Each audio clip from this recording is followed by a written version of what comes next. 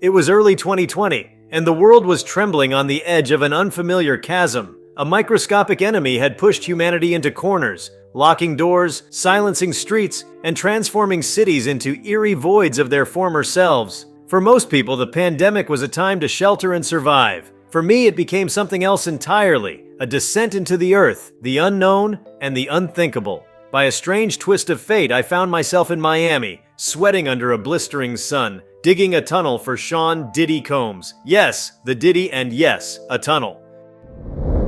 Before we start, smash the like and subscribe buttons for more updates.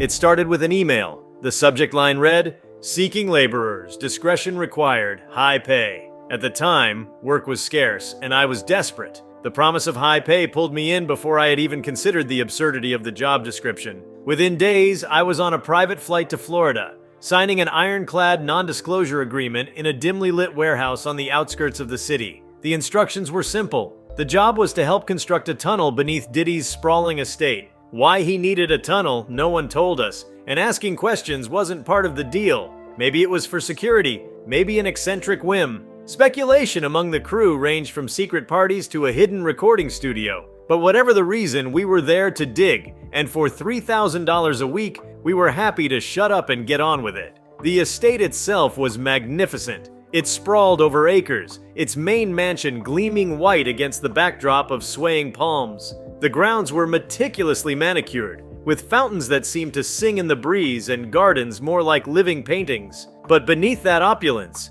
we were constructing something raw, dirty, and primal. Our worksite was concealed behind a high wall draped in tarps. It looked like a construction project to any nosy neighbor who might glance that way, but it was far more clandestine. The entrance to the tunnel was hidden beneath a false floor in an unused garage. Once inside, the air changed. Stale, humid, tinged with the metallic tang of machinery and sweat. A few days later, a drill operator named Benny uncovered something unusual in the dirt.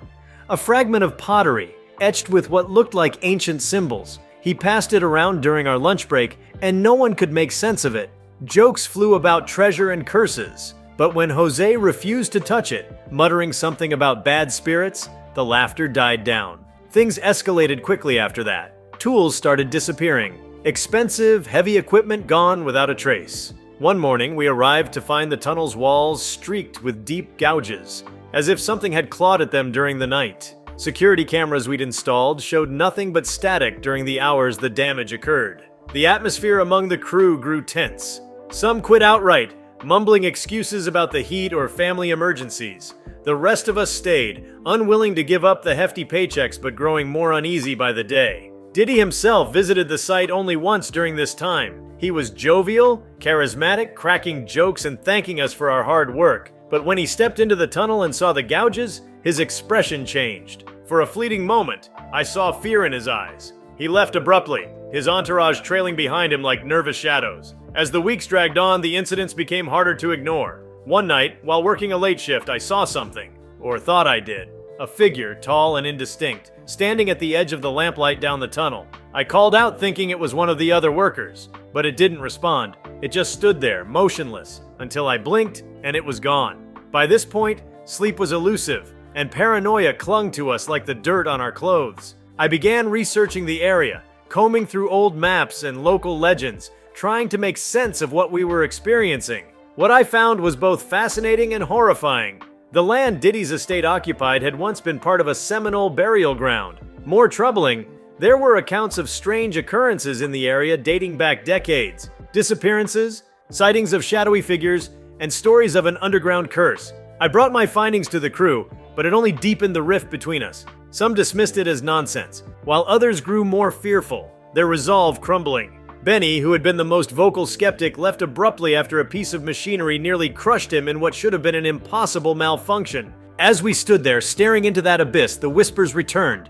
This time they weren't faint or melodic. They were louder, harsher, echoing off the walls in a cacophony that made my skin crawl. One by one, the lights began to flicker and fail, plunging us into darkness. Panic erupted.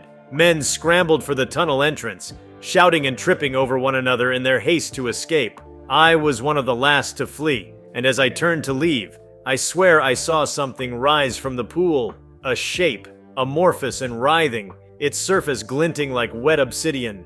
We sealed the tunnel the next day. Diddy's team arrived with no explanations, only orders to pack up and leave. The work site was dismantled in record time, and by the end of the week it was as if we'd never been there at all. I never spoke to Diddy again, nor did I ever learn what became of the tunnel or the cavern. Sometimes late at night, I think about that pool and what might still be lurking there beneath the glitz and glamour of Miami. The money I earned has long been spent, but the memories of that year and the terrible things I saw remain. After leaving the tunnel project, I tried to convince myself that it was all behind me. The nightmares started almost immediately, though. They were vivid and relentless, dragging me back to that underground cavern each night. Sometimes I was standing at the edge of the pool, staring into its black depths, and other times I was sinking into it, cold and weightless, while whispers surrounded me. Those voices, harsh and inhuman, didn't fade with time. If anything, they grew louder, more persistent, until they followed me into my waking hours. One night, I came home to find the word "leave" scrawled in the dust on my coffee table. It hadn't been there that morning. The windows were locked and I lived alone. I scrubbed the table clean, telling myself it was just my overactive imagination, but deep down, I knew better. Something had followed me out of that tunnel, and it wasn't going to let me forget. I reached out to some of the guys from the crew, hoping to find solidarity or answers. Most of them didn't pick up, and the ones who did seemed eager to distance themselves from the whole ordeal. Benny, the drill operator, was the only one willing to talk, but even he sounded shaken. He confessed that he'd been having strange dreams too, and his wife had left him after claiming their house was cursed. He told me he'd started seeing a therapist, though he admitted he didn't think it was helping. "Whatever it is," he said, his voice trembling, "it doesn't want us to move on." Desperate for answers, I began digging into the history of the land again, this time with a more obsessive focus. Late nights were spent poring over archived newspapers, dusty books from the local library, and obscure forums where amateur historians debated Florida's darker past. What I uncovered painted a grim picture. Long before the Seminole people had laid claim to the land, the area had been considered sacred by an even older civilization. The cavern beneath the estate wasn't a natural formation.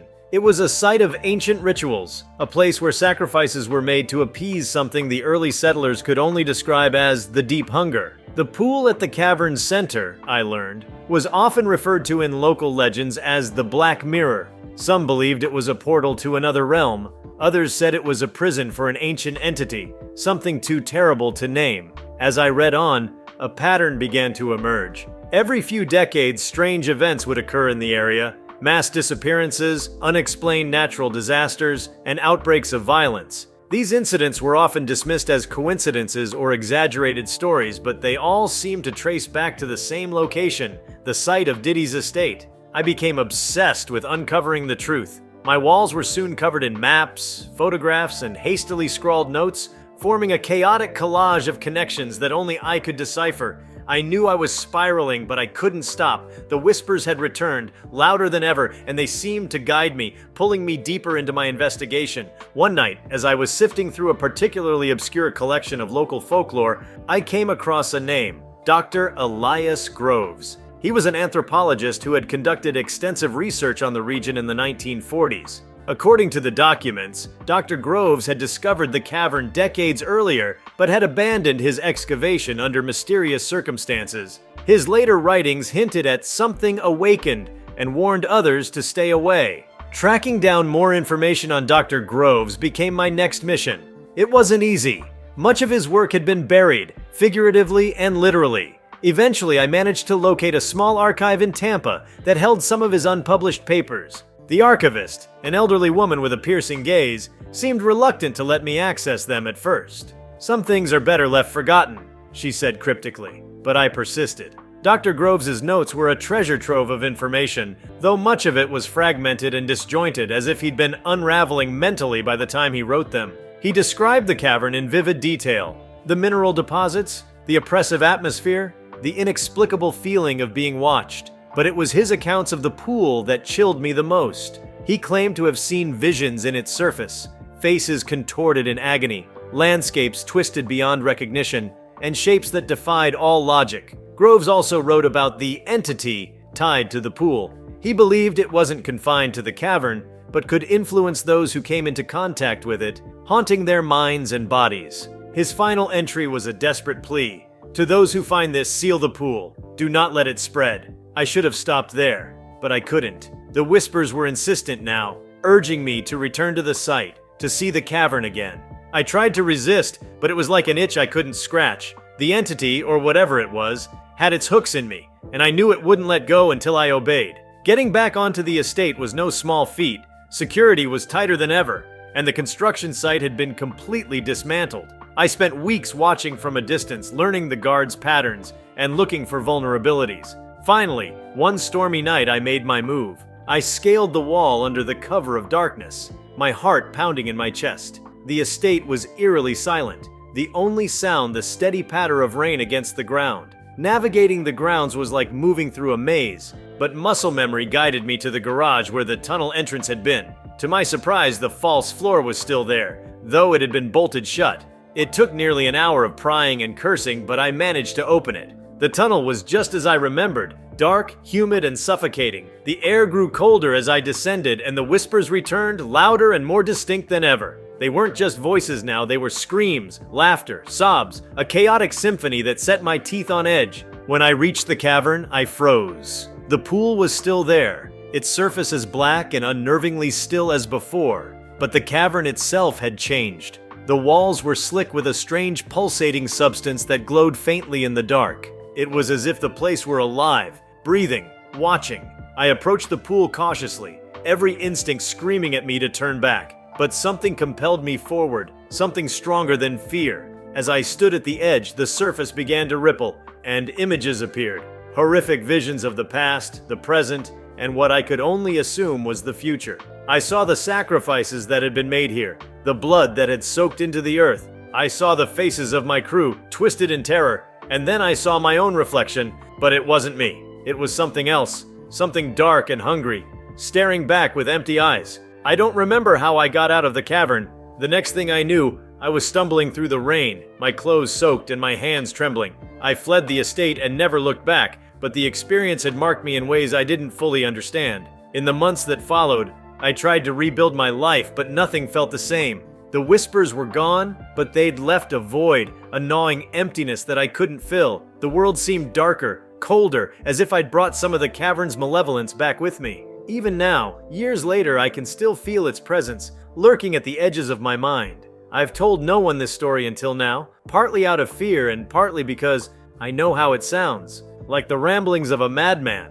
But I need to believe there's a purpose to what I experienced, a reason why I was chosen to witness the terrible things that lie beneath the surface of our world. Perhaps it's a warning, or perhaps it's just a cruel joke played by forces beyond my comprehension. Either way, I know one thing for certain. The tunnel wasn't just a project, and the cavern wasn't just a cave. There are things beneath us, ancient and hungry, waiting for the right moment to rise. After the night I escaped the estate for the last time, I thought the worst was over. I was wrong.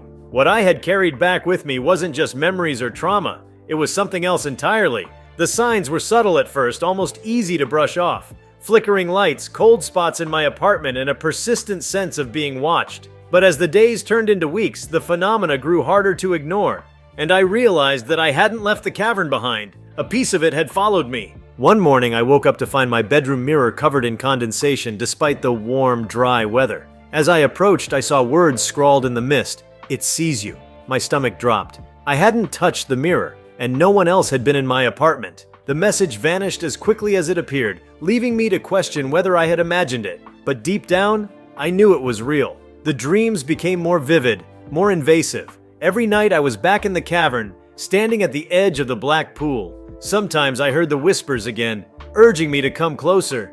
Other times I saw faces beneath the surface, contorted in agony, their mouths open in silent screams. One face began to appear more frequently, a man with hollow eyes and a deep gash across his cheek. He would stare at me, his expression full of malice, and then lunge, dragging me into the water. I always woke up gasping for air, my chest tight and my sheets soaked with sweat. The worst part was that the line between dreams and reality started to blur. I'd find myself standing in my living room, unsure of how I got there, or wake up with dirt under my fingernails despite not leaving the apartment. I began to question my sanity. Was I sleepwalking? Hallucinating? Or was the entity from the pool somehow reaching through my mind to manipulate me? Desperate for help, I reached out to a paranormal investigator I found online. Her name was Angela, and she specialized in cases involving curses and hauntings. When I explained my situation over the phone, she was skeptical at first, but as I described the cavern, the pool, and the events that followed, her tone shifted. She agreed to meet me, and 2 days later, she arrived at my apartment armed with cameras, audio recorders, and strange instruments I couldn't identify. Angela was meticulous. She asked me to recount every detail of the tunnel project, the cavern, and what I'd experienced since. As I spoke, she took notes, occasionally nodding or furrowing her brow. When I finished, she sat in silence for a moment before saying, "What you've encountered isn't just a haunting, it's a tether." I frowned. "What do you mean?" She explained that the pool wasn't merely a physical location, it was a nexus, a connection point between our world and something far older and more malevolent. By entering the cavern and standing at the edge of the pool, I had formed a link with whatever resided there. "It's not just following you," she said. "It's feeding off you." Her words sent a chill down my spine. Angela suggested performing a cleansing ritual to sever the connection. This isn't a simple ghost or residual energy. It's intelligent, and it won't let go without a fight. That night, we began the ritual. Angela lit candles and burned sage, muttering incantations in a language I didn't recognize. She instructed me to sit in the center of a circle of salt while she worked, chanting and sprinkling water around the room. At first, nothing happened, but then the temperature plummeted, and the air grew thick with an oppressive weight. The shadows in the room seemed to deepen, stretching and writhing like living things. Suddenly, a deafening roar filled the apartment, a sound so guttural and primal that it made my ears ring. The candles flickered wildly, and the shadows coalesced into a figure, a towering amorphous mass with glowing red eyes. Angela shouted for me to stay in the circle, but the entity lunged toward her, its form shifting and writhing as it moved. She held up a talisman, yelling something in the same unfamiliar language, and the entity recoiled, letting out a screech that rattled the windows. The ritual ended abruptly when the entity vanished, leaving behind an eerie silence. Angela was shaken but determined. "It's not gone," she said, her voice trembling, "but we weakened it. The connection is fragile now." I thanked her and paid her for her services, but deep down, I knew the battle was far from over. Over the following weeks, the disturbances continued, albeit less frequently. I began to notice patterns, certain times of the day when the air grew colder or the shadows seemed darker.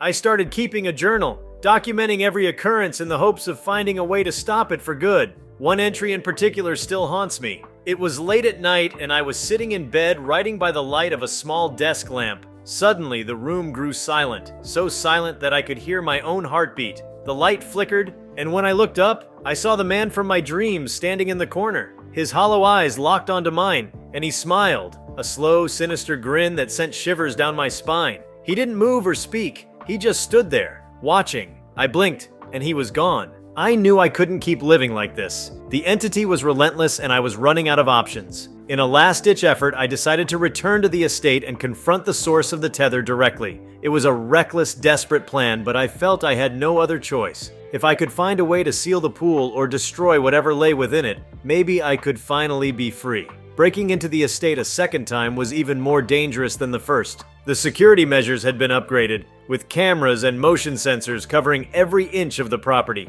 I spent weeks planning my approach, studying the layout and timing my movements to avoid detection. When the night finally came, I felt a strange mix of fear and determination. Dressed in black and armed with a crowbar and a flashlight, I scaled the wall and made my way to the garage. The false floor was still bolted shut, but this time I was prepared. It took longer than I expected to pry it open, and every minute felt like an eternity. Finally, the hatch gave way, revealing the dark, yawning tunnel below. As I descended, the whispers returned, louder and more insistent than ever. They seemed to echo all around me, overlapping and blending into a cacophony of voices. The tunnel felt different this time, more alive, as if the entity knew I was coming and was preparing for my arrival. When I reached the cavern, I was struck by how much it had changed. The walls were pulsating, oozing a thick black substance that glimmered faintly in the dim light. The pool at the center seemed larger, its surface rippling as if something beneath it was stirring. I approached cautiously,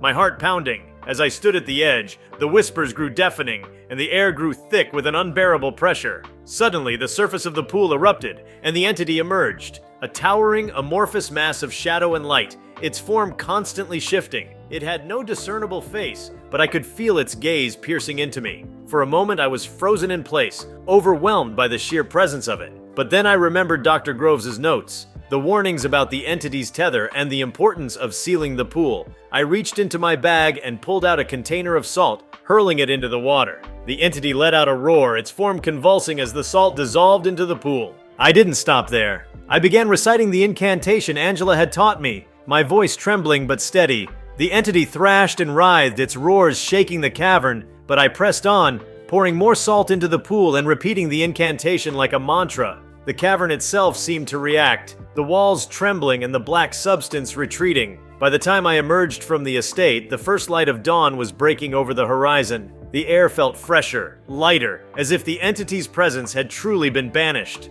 I didn't know if the pool was sealed for good or if the entity could ever return, but for the first time in months, I felt a sense of peace. I left Miami shortly after, determined to put the events of that year behind me. But even now, as I write this, I can't shake the feeling that the entity is still out there, lurking in the shadows, waiting for the right moment to rise again. Moving away from Miami should have been the start of a fresh chapter, a chance to rebuild my life without the shadow of the cavern looming over me. I settled in a quiet town hundreds of miles away, choosing a small, unassuming apartment far from anything that resembled my old life. For the first few months, it felt like I'd succeeded. The air seemed clearer, my mind quieter, the whispers were gone, and my nights were free of the terrible dreams that had once plagued me. I dared to hope that the entity was truly vanquished, that I'd severed its tether once and for all. But the scars left by my time in the tunnel were more than just psychological. They were woven into my very being, etched into the fabric of who I was.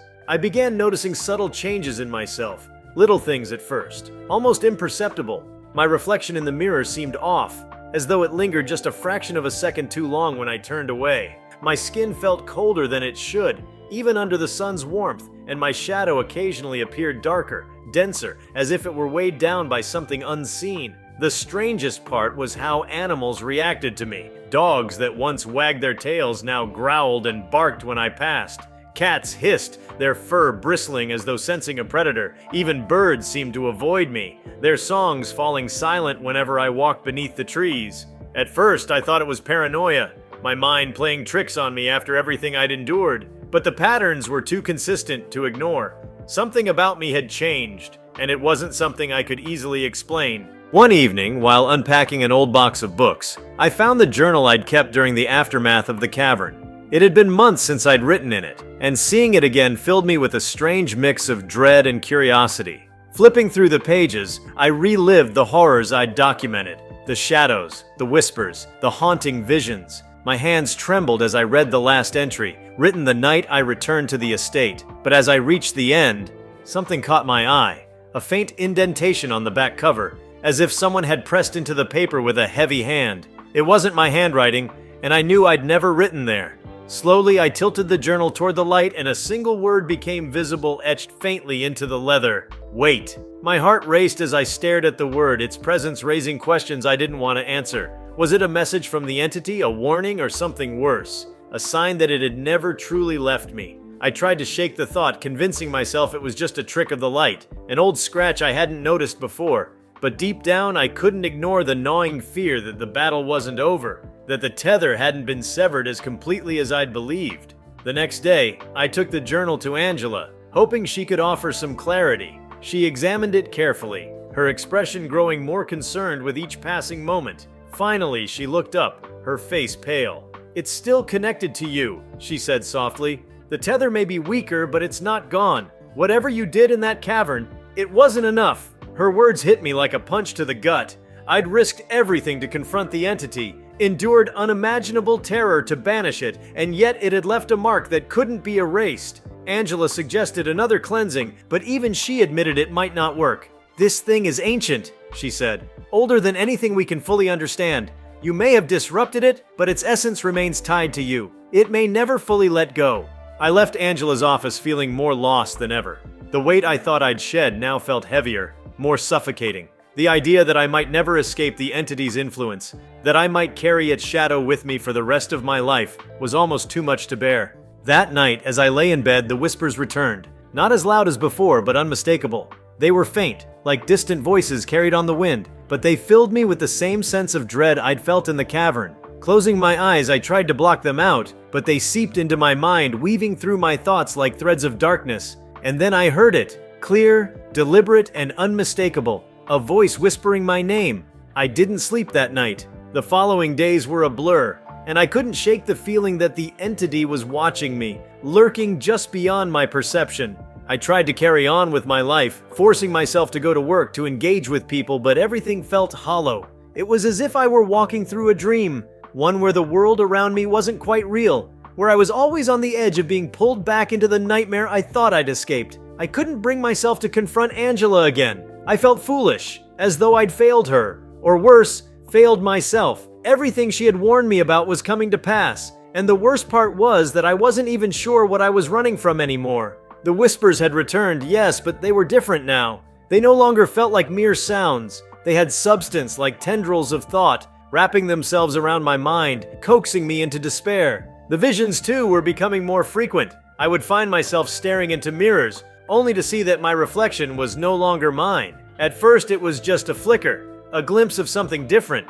But soon the shifts were more pronounced. My features seemed to warp, and my eyes, always my eyes, began to take on that same hollow quality I'd seen in the man from the pool. At times I would catch sight of my own hands, only to see them tremble violently, as though someone, or something else, was trying to control them. I had tried to rationalize it all, tried to convince myself that these were just the effects of stress, of living through something that no human was meant to endure. But every time I dismissed it, the sensation of being watched grew stronger. The whispers started to turn into voices again, voices I didn't recognize. I began to hear them even during the day, in crowds, in my office, in the streets. They would murmur in my ear, unintelligible but persistent, their tone growing more urgent with every passing hour. I reached out to people I hadn't spoken to in months, seeking any form of comfort or distraction, but it was as though I were surrounded by a wall of glass, everyone just out of reach, separated by a chasm of things I couldn't explain. No one seemed to notice my disquiet. The world went on as if nothing had happened. It was in those moments, alone with my thoughts, that I felt the most isolated. I decided in a moment of irrational clarity to visit the estate one more time. I wasn't sure if it was out of a desperate need for answers or a desire to put things to rest once and for all, but the compulsion to return became overpowering. I knew I risked everything by going back, but a part of me believed that if I confronted it again, maybe this time I could break the cycle. I arrived late in the evening, the estate still cloaked in its quiet desolation. The once imposing gates were now rusted, a stark contrast to the pristine luxury they had once represented. Everything about the place felt wrong, like a forgotten memory, a place where time had been suspended, awaiting something. If you liked this video, please give it a like and subscribe to our channel. Also, leave your comments below and tell us, what are your thoughts on living underground for Diddy in 2020? We want to hear from you. Thank you for watching and see you next time.